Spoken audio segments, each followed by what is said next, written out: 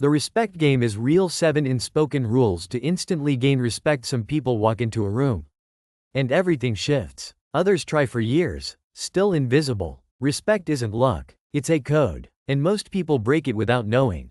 You ever wonder why the loud guy gets ignored while the quiet one gets promoted? There's a reason. Respect isn't about noise, it's about weight. Some people carry weight when they speak. Others get talked over, not because they're weak, but because they play the wrong game. There are rules, not written, not fair, but real. If you miss them, you shrink. Let's get into it. Rule 1. Never explain too much. You're not on trial. The more you explain, the more you signal guilt. Just say what needs to be said. Then shut up. Let the silence do its job. You talk too much, you leak power. They see fear, not clarity. Rule 2. Don't chase validation. Ever seen someone trying to fit in? It's loud, it's needy, and people pull back, because respect doesn't follow neediness. It follows stability. You walk in like you belong. Even if you don't, they'll start believing it. Rule 3. Handle disrespect fast. Not loud, not angry, just clear. You ignore it once, it multiplies. They test you. You flinch. You're marked. Sometimes, all it takes is eye contact. A pause. We're not doing that. Calm kills games. Explosions feed them. Rule 4. Speak last. Let everyone talk. You listen. You watch. You read the room. Then you drop your words. Fewer. Sharper. After silence, your voice hits harder. People remember the one who ends the conversation, not the one who starts it. Rule 5. Own your space. You don't need to be big. You need to be present. Back straight. Head up. Hands calm. No fidgeting. Like nothing outside can shake you. People feel it. They adjust. Because posture is louder than voice. Rule 6.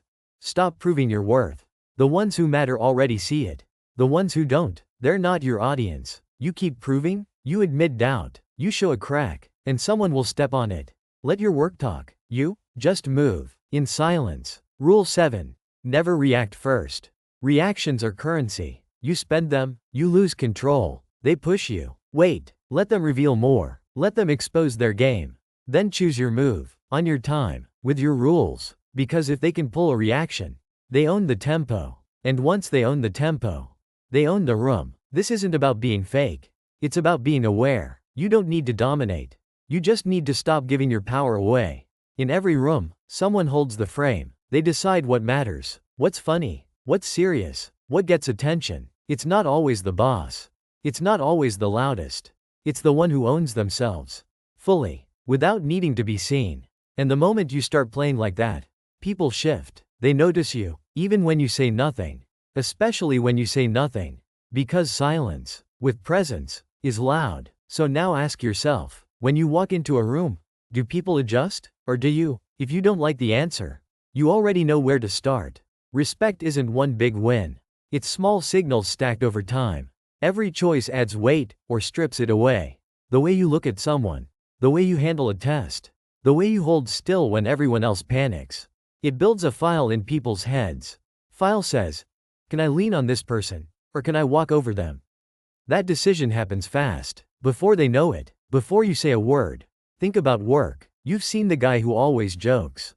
Always laughing too loud. People like him, but they don't respect him. Because respect doesn't live in laughter.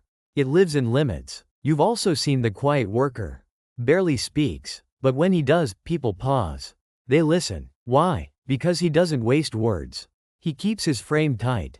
No begging. No chasing. No over-explaining. That's weight. Respect follows weight. Not effort. Not noise. Not smiles. Weight. And weight starts with this question.